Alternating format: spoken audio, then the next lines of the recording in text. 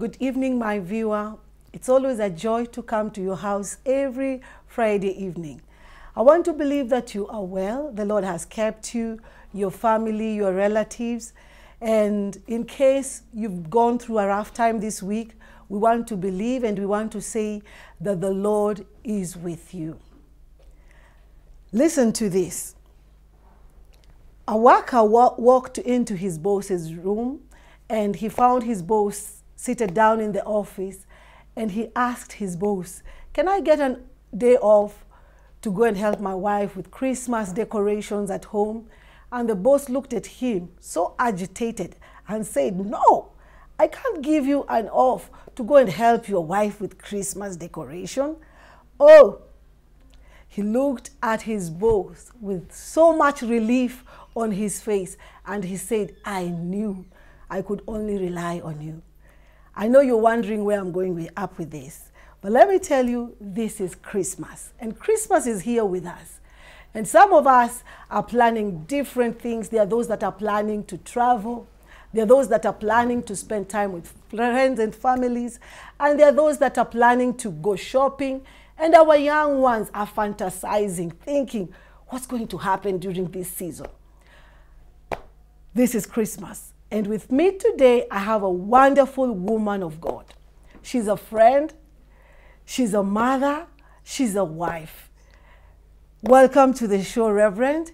Thank you. How was your journey from Nairobi?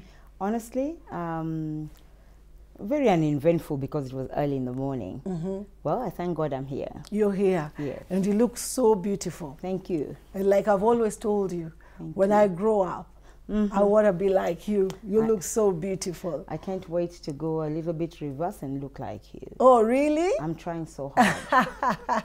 Okay, welcome to Salimia, Reverend. To all the viewers, I also want to say good evening. It's really honestly a pleasure to be on this show. And I'm looking forward to a great time.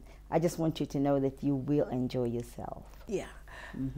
Reverend, do you celebrate Christmas? Yes, I do. Yes, I do. I celebrate Christmas, and I always looked forward to it.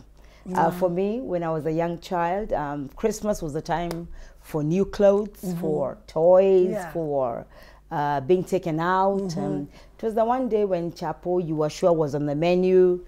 Once in a while, soda would show up. These are the things that we never really used to see. Today, I see everybody affording a soda. For some of us, it was a Christmas treat. And since I was young, up till now, I do enjoy Christmas. Wow. I think when I grew to understand the reason for the season, I enjoy it even the more. Wow. When I know that Christ is the reason for the season. Well said. Yeah. Reverend, I've heard, like the late Miles Monroe said, when purpose is not known, abuse is inevitable. That's it. And I heard another man of God he said that anything that is done without a revelation is simply a ritual. That's right. And in this time of Christmas, there are people who don't really understand the purpose, the reason, and it ends up being a ritual, something that we do year after year. Now, what is Christmas? Kindly shed some light to us and explain to us, what is Christmas? Like I said, Christmas for me, when I understood the reason for Christmas, it gave a lot more meaning. I think in a nutshell, like you're saying, it has become a ritual. Yeah. Because some of us began to celebrate Christmas when we were young. Our parents made it a time of taking us out, or buying us food and clothing, and it was the one time when you would see your father and your mother do a little bit extra.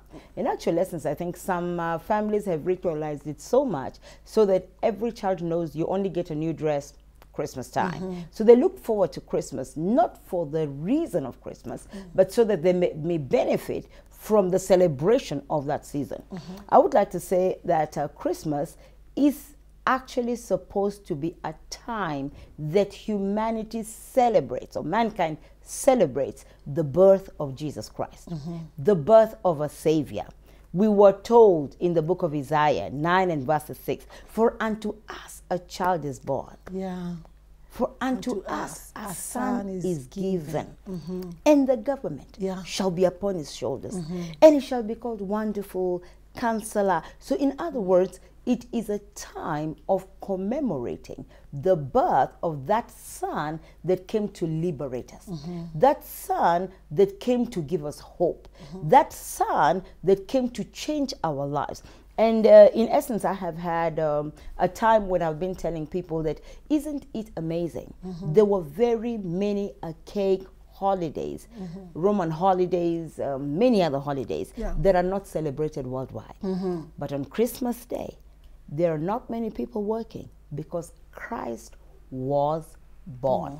So for me, it is important for us to remember it does not matter what anybody else says. It is the one day when we stop from activity to celebrate the fact that Christ was born. If you bought a new dress on Christmas, thank the Lord for having been born. Because if he was not, there would be no Christmas. If you're going to visit your parents on Christmas Day, thank the Lord that you're stopping to say, on this day, when a gift was given to humanity, that gift, and he is the reason why we buy gifts on Christmas. Because we are telling people we received a gift. So we also want to gift out. So I think that the meaning for Christmas is actually stopping to say thank you to the Lord for giving us a gift in his son, Jesus Christ. I think, simply put, that is the way I would describe it. What about the origin of Christmas? Now, the origin of Christmas is very, very controversial. Because if you go back to the history books, you will hear some people say that Christmas was a pagan occasion. It was not a religious occasion. In actual essence, the Romans got to a point where they started celebrating a mass, still in honor of Christ, much as it was a pagan occasion. And they called that mass, we are going to mass because of Christ. So they said it's Christ's mass. So we ended up going on Christmas, which was actually in honor of Christ. They would hold a mass in the Catholic Church. So I know that over the years, it has taken a lot of meaning. Not only meaning, but it's also taken a lot of beating to a point that today the Western world have gone right back, and they're saying it was never a religious celebration. It was a pagan celebration. They want to finish the spirit of Christmas. And when you go out there nowadays, you'll actually find they don't say, we wish you a Merry Christmas. They say Happy Holidays. Happy Holidays. They're trying to kill the spirit of Christ in the day of Christmas. They're actually refusing to acknowledge that it is Christmas. That it is a day when we should be rejoicing about the birth of Jesus Christ. But thinking about it, Reverend Ruth, I ask myself, we have 364 other days when we can celebrate any other thing that you want. It gives me more meaning when I see the degree of efforts the people are taking to kill Christmas, which is one day. In 365 days. If Christmas meant nothing, why do we have an uproar of people who are trying to say, call it Happy Holidays, don't call it Christmas anymore, don't celebrate anymore. So in other words, they're saying don't celebrate Christ. And we see the atheists are working hard at it. In actual essence, I think there is a time when an atheist went to the courts in America to say Christmas should not be called Christmas anymore. And there are people who are following that route. But I always say, when you see the devil come up in arms, then you know that its origin was godly. That is why it has people who are fighting it. For the rest of us, we need to understand, if it was not Christ, if it was not for his birth, if it was not for the gift that God gave to humanity, we were finished at the Garden of Eden. You're right. But God had mercy on us. And he sent us a gift in his very own son, Jesus Christ. So for me as a Christian, Christmas is the one most special day. Why do I celebrate it? Because if it were not for him, I would not be who I am today. I would not understand God the way I understand him today. I would not have received forgiveness from God the way I have received it. Hence the reason why I think, regardless of whatever anybody else says, regardless of the day, even if it was celebrated on January 30th, the focus is, it's Christ. So the date doesn't matter, because there are people that have come up with arguments that, no, Christmas should not be celebrated on the 25th of December, the date notwithstanding at all. Well, Reverend Ruth, if it was celebrated on the 1st of February, on the 28th of February, what would the difference be? The focus would still need to be Jesus Christ was born. And because of his birth, we celebrate the fact that he was born. So it is important that humanity stops moving from the major to the minor. Yes, to the because minor, I think the date is a minor. Yeah. The major is Christ was born. Wow. What about you've said Christ has been born. And I've heard, since I was young, there was this, during Christmas time, people used to talk about Christ being born in our hearts. Is it a time for us as Christians to stop and reflect on Christ being born in our hearts? That's right. And is it a time, would it be a wonderful time for us to spread the gospel to the people? What would you say about that? Honestly, Reverend Ruth, I think that Christmas ought to be a time when we need to emulate Christ. When Christ came to the universe, he came to change our lives. So when I was young, I remember that the one thing that my mother was always careful to do was we packed a lot of food.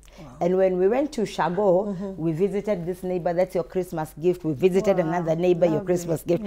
And I think that it meant a lot of meaning. So those neighbors waited for Christmas because Christ would be the reason that they would be gifted by people who are out. And hence the reason why people give each other gifts.